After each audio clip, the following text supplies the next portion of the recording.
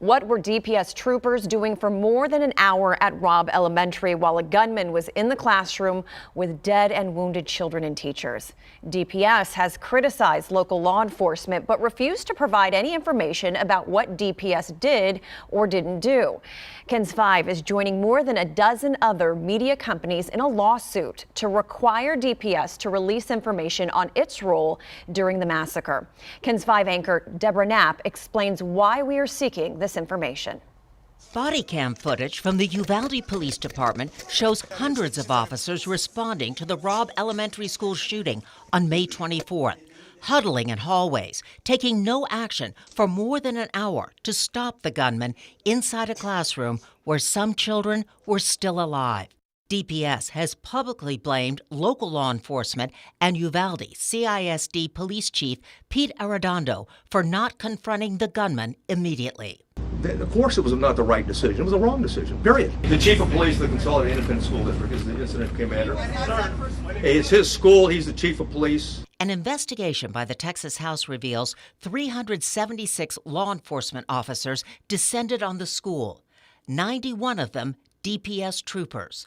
The report criticizes DPS and federal agencies for not taking control after the Uvalde school police chief failed to take charge. DPS has withheld most information related to the murder of 19 students and 2 teachers, claiming an ongoing investigation, even though the 18-year-old gunman responsible is dead. The lawsuit details how in the immediate aftermath of the tragedy and continuing for the past 2 months, DPS has offered conflicting accounts regarding the response of law enforcement.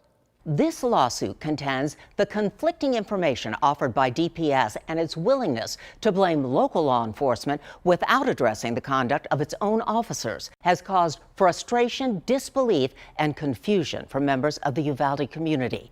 KENS 5 and other media have submitted dozens of Public Information Act requests to DPS. Among the records we are seeking are a list of DPS personnel who responded to Robb Elementary, including ranks, and their body camera footage and timeline. DPS has disclosed extensive information through public testimony, but has not provided it to the public. The Texas Public Information Act states each person is entitled, unless otherwise expressly provided by law, to complete information about the acts of public officials and employees like DPS. That is what we are seeking for the community of Uvalde and for all of us. Deborah Knapp, KENS 5.